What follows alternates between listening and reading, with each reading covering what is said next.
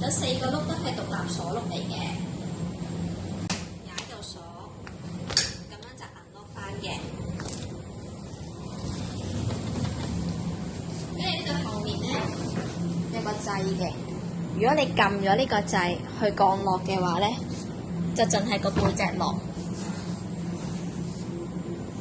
如果你唔撳呢個掣去落嘅話咧，就升高埋隻腳嘅。咁就碰唔到嘅，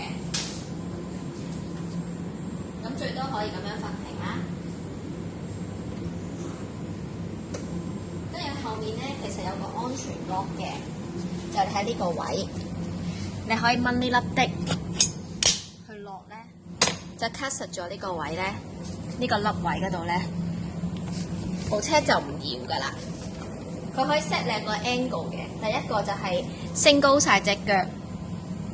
就卡住啦。第二咧，就係收起晒隻腳，咁樣卡住嘅，咁就唔會喐啦。呢度有個頭枕位，你用力可以挨上前，或者挨翻後，就翻個角度去做翻個枕頭嗰個動作。呢度咧有個腳踏，你掹個腳踏出嚟，用者可以踩隻腳上去嘅，夠拉嘅。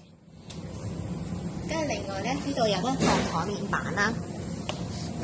個用法咧，首先你要掹一粒的，再塞翻落去，咁就 release 咗，你就摸唔到有粒的㗎啦。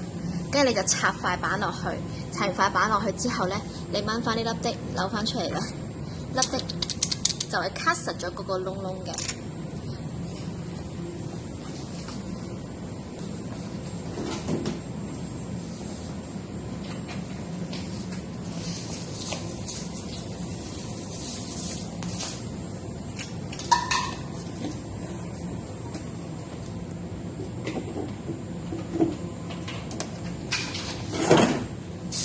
去到啱嗰個位置就掹翻出嚟咯。